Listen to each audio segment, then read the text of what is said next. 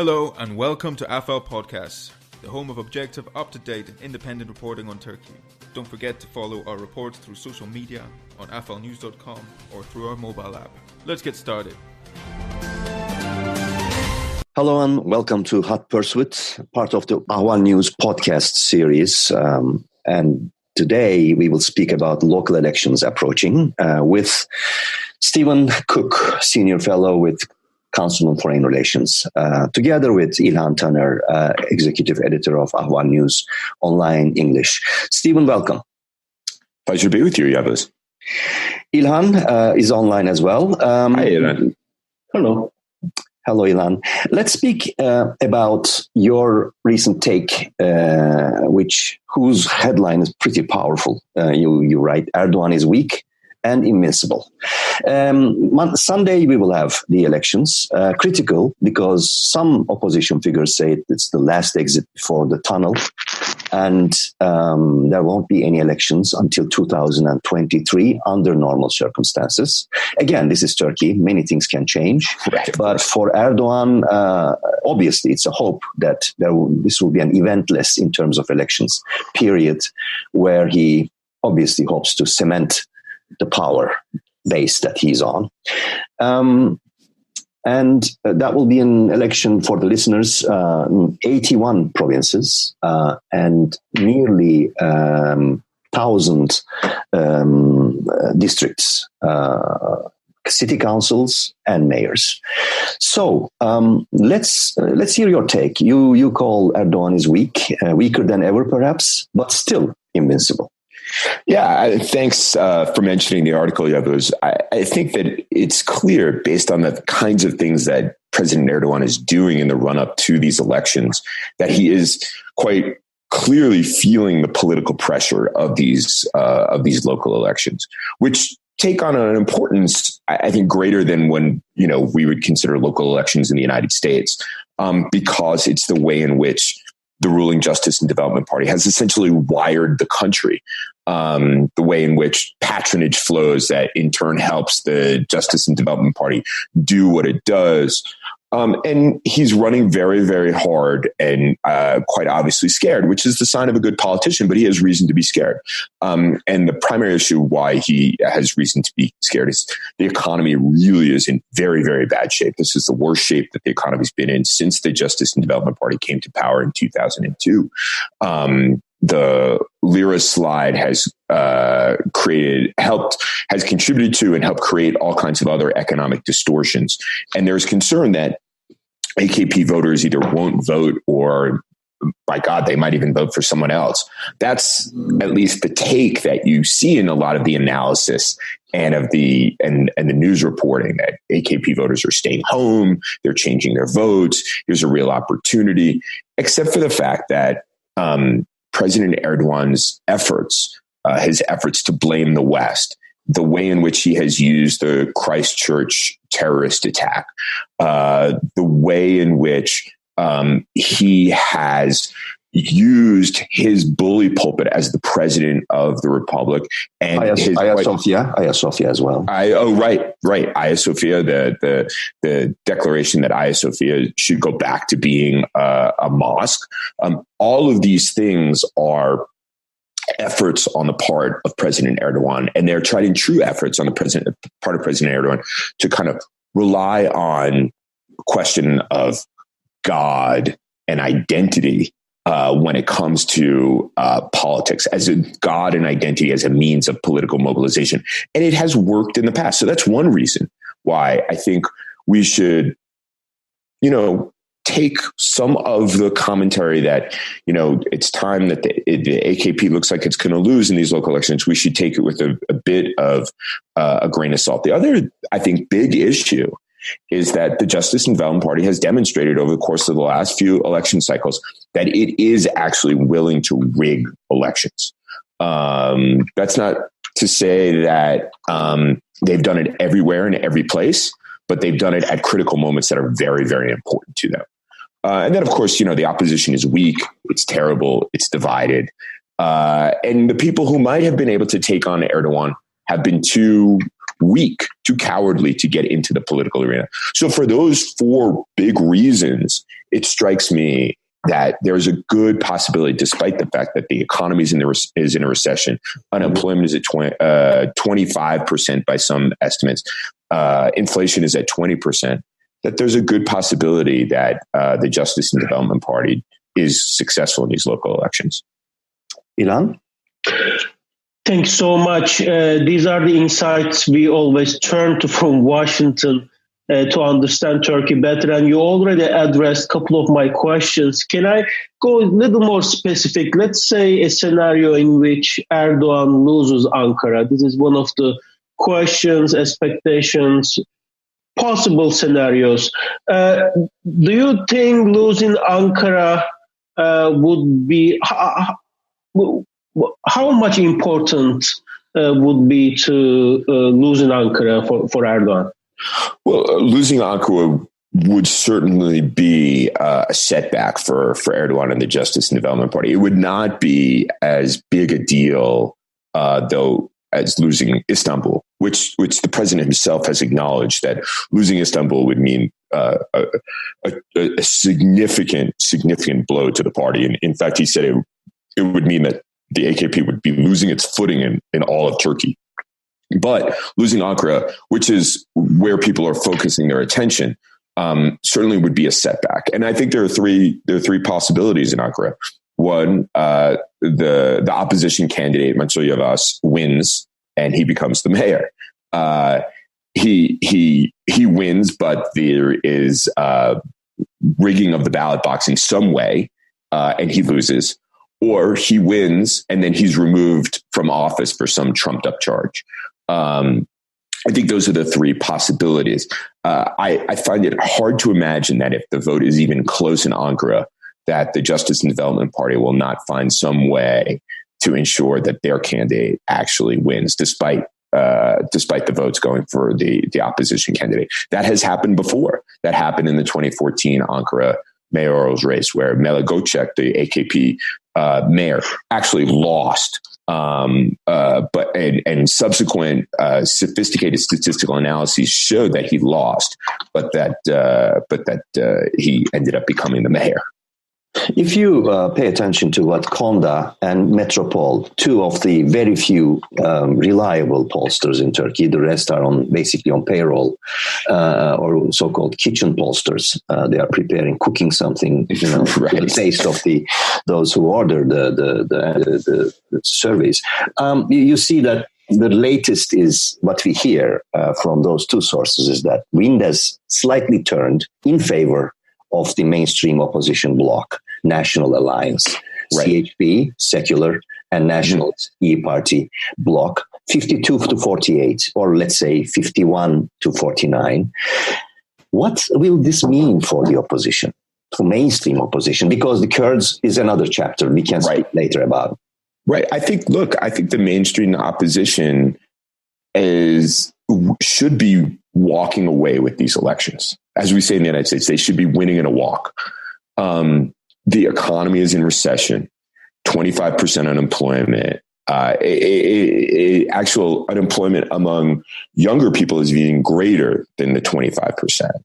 And inflation creeping back. And price hikes are at the door. Price hikes.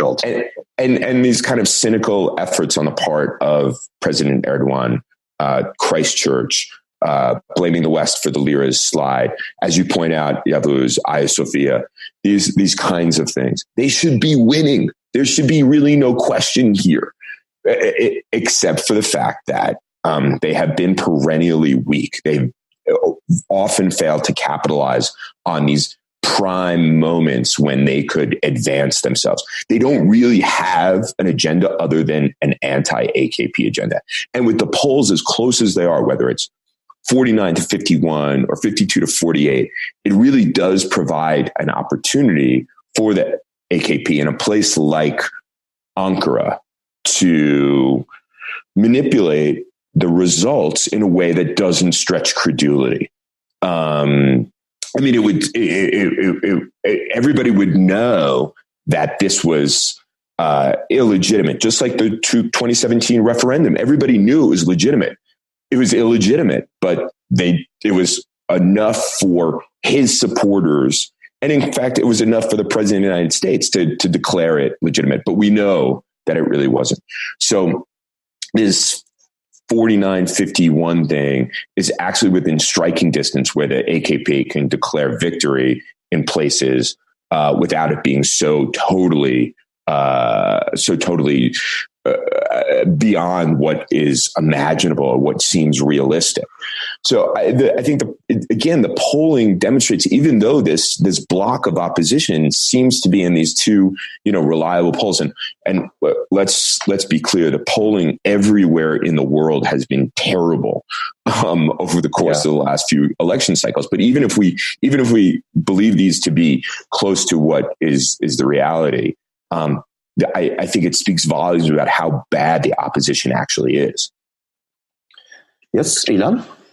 I'd like to now turn to U.S.-Turkish relations before the elections and now. Maybe before that, we should also ask Stephen about the Kurdish aspect. For the Kurds, it seems still pretty solid, although much of their cadres are in behind bars.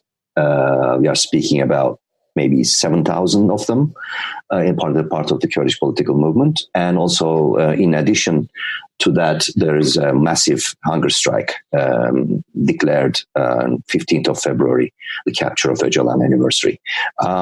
So what is how do you see the strategy of the Kurdish political movement, HDP?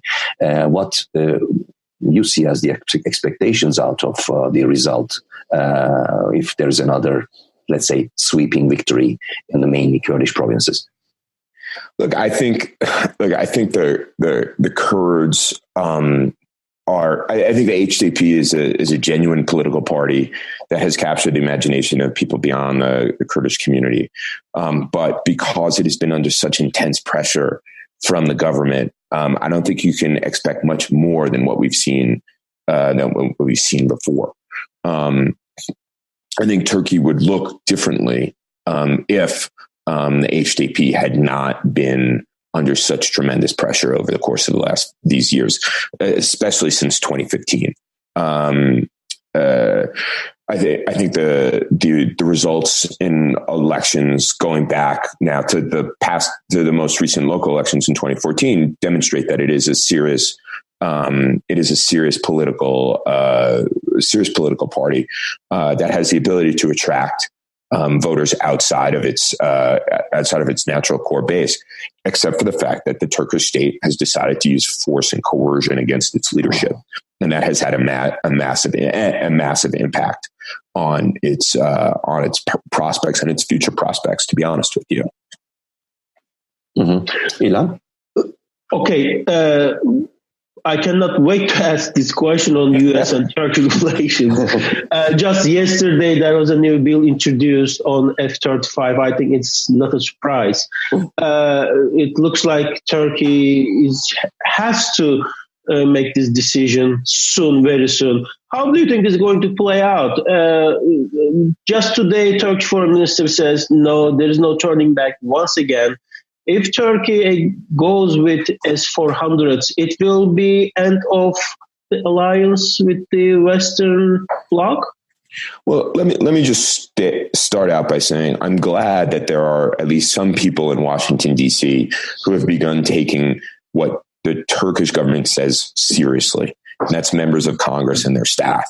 The Turks have been saying, how many years has it been since we've been discussing the S-400? And that the Turks have been saying that they're going to buy it at least since 2016. We've been talking about this, and there's been no evidence that the Turks are going to leave. We're going to, get out of an agreement with the Russians to buy the S-400.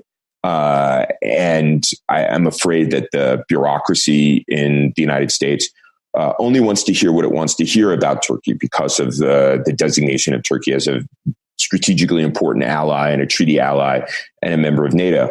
But the Congress has understood precisely what the Turks are doing.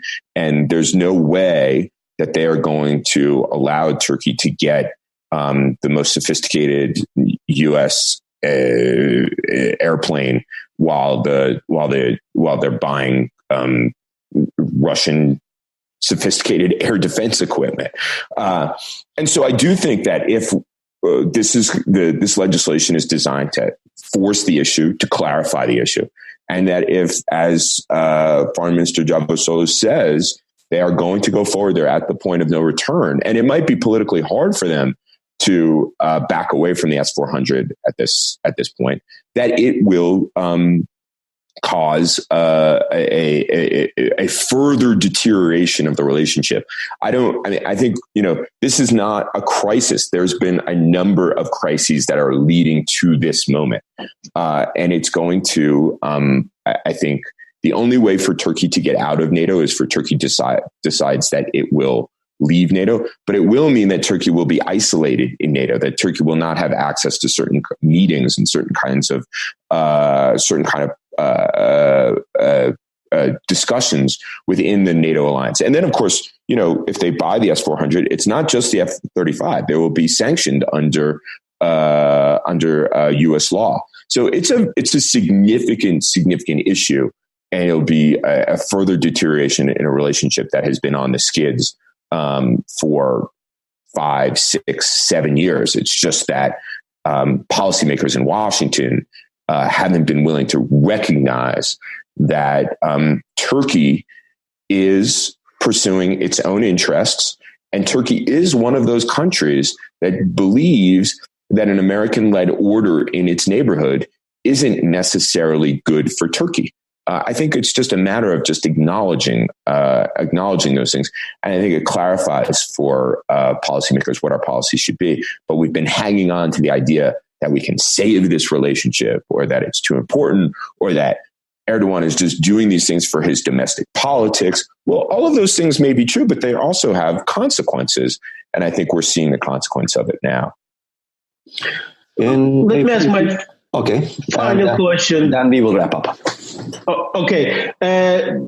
I asked earlier, if Erdogan loses Ankara, let's say he doesn't lose Ankara, or he basically wins this election as well.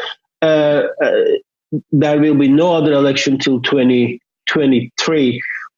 Can you draw us a picture of Turkey for the next 4 years? How Erdogan is going to go with this economy, whether you think he will make a big U-turn to go back to the old days of reforms? What Erdogan we should be? The article that Yavuz referenced at the top of the podcast ends with the line, "The transformation of Turkey continues."